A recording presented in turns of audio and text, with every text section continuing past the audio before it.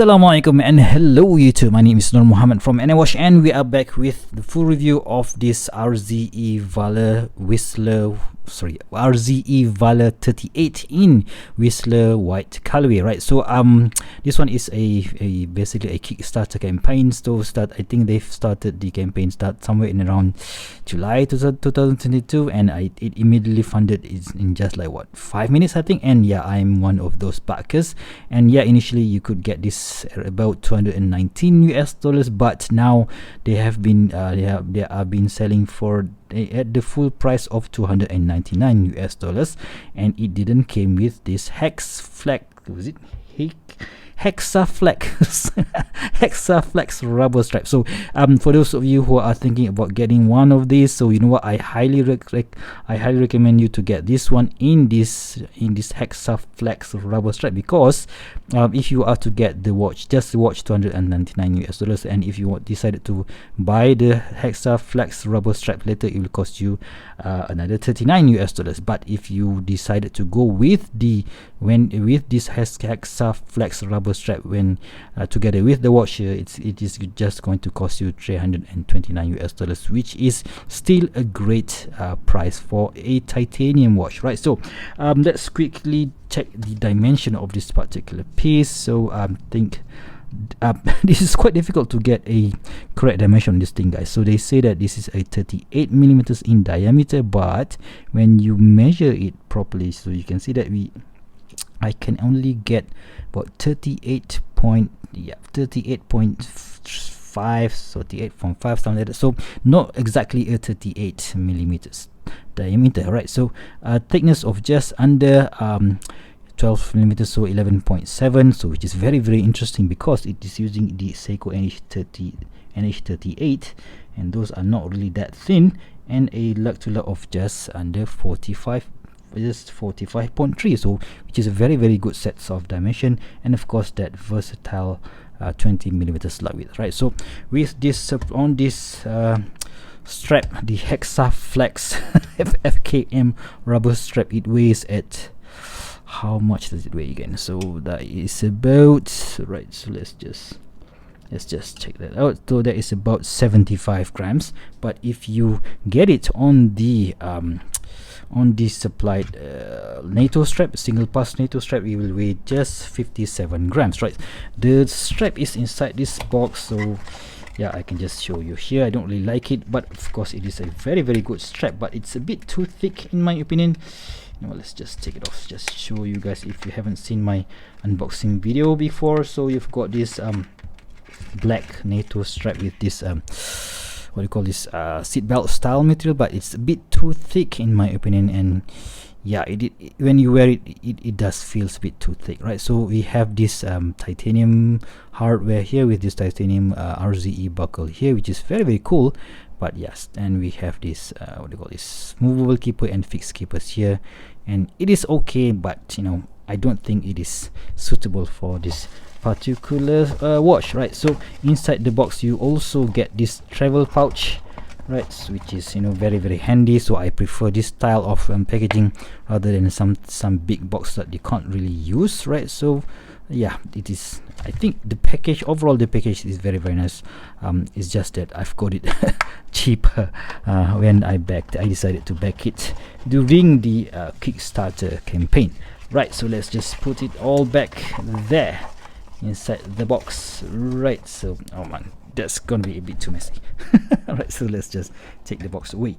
Let's just test this sapphire crystal. I think, yeah, of course you're not gonna be arguing that this is a sapphire crystal, right? So yep, there is definitely a sapphire crystal, but and also they have this anti-reflective coating at the backs, and I don't really think they use, yeah, maybe there's a little bit of blue hue there, but not really that obvious in my opinion, right? So I've been wearing this mainly on this Hexaflex rubber strap, and you know what, this is an absolute serious kit in my opinion, right? So you can see that we have this RZE logo at the back with this quick release pins, but you know what, normally when you use a quick release pins strap, they will always have a bit of wiggle. So but you can see from here, right, so there's no wiggle at all, because I think they're using some kind of a thicker quick release pins here, so I can't really feel any any play inside that inside this strap. So very, very cool. So we have this nice chamfered surfaces here with the center ribs here, and again chamfer here, and tons of holes for at the end of the strap, which is very, very cool. And I think it tapers down from 20 millimeters to 18, right? So which is very nice.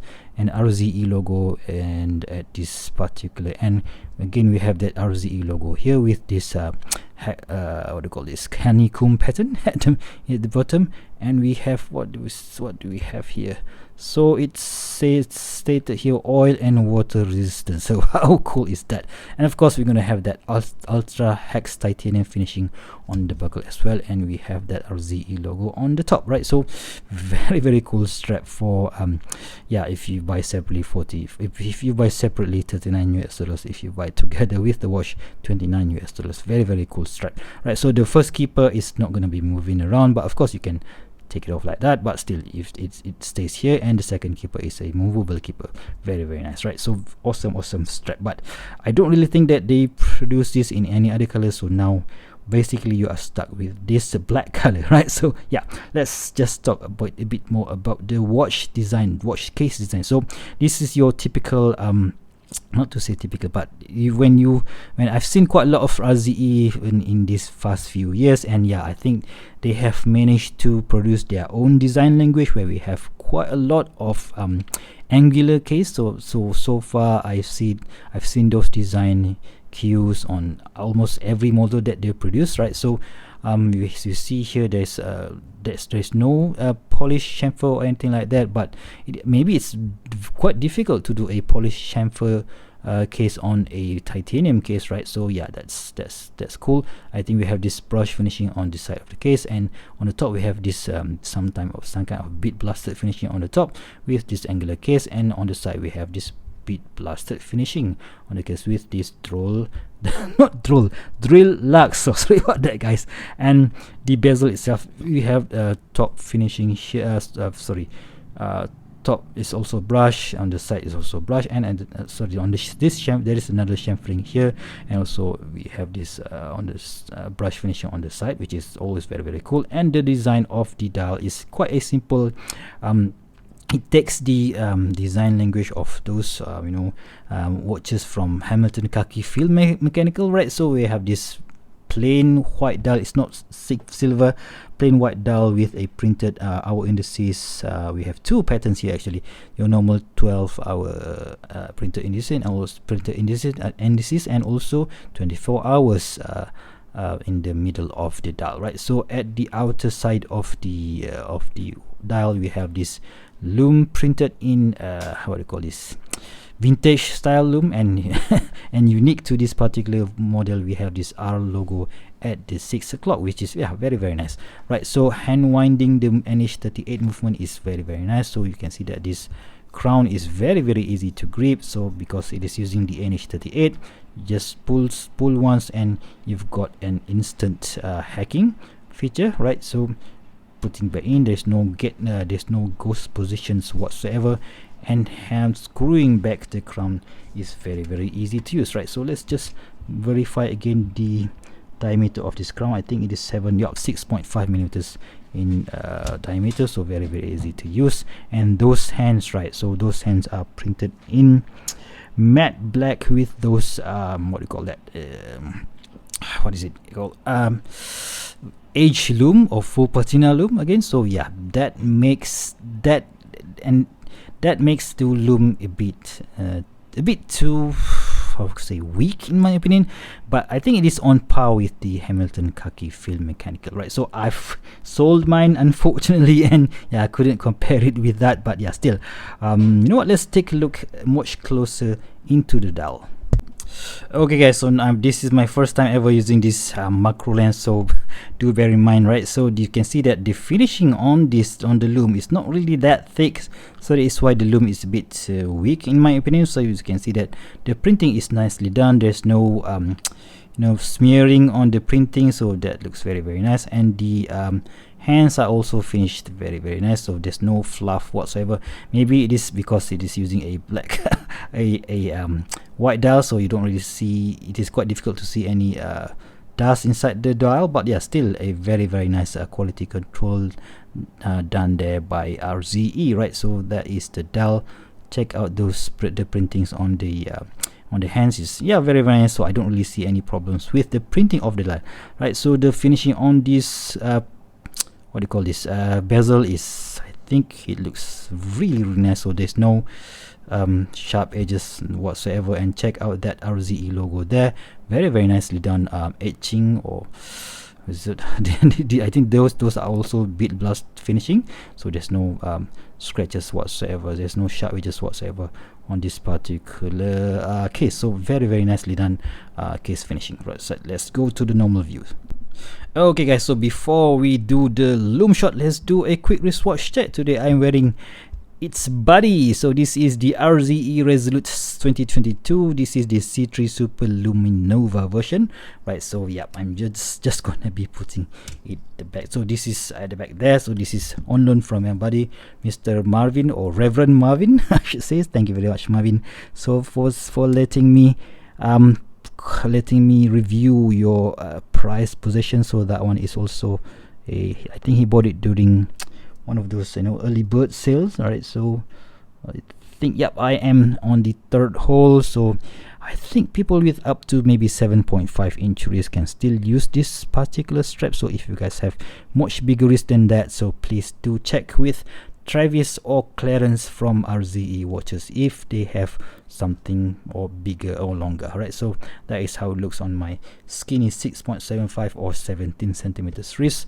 Let's just give these two watches a quick blast of UV light so that you can see how strong or how weak the Lume are. Right, so let's charge the Resolute first. I'm just gonna be giving that a little bit more charge because this is not really that bright compared to the Resolute. So are you guys ready? 3, 2, 1, and you can see that the full Lume version absolutely kills the Valour 38. But you know what, for the money, $219 US as I've got it, so it is okay, not that bad. But just still, I just hope that they could improve the Lume. Maybe just throw in a few more, 2 or 3 more layers, so that it would be much more legible in the dark. Right, so in conclusion, so what do I think about this particular RZE Valour 38? Is it a good buy? Is it a perfect alternative for this Hamilton khaki field mechanical, for example?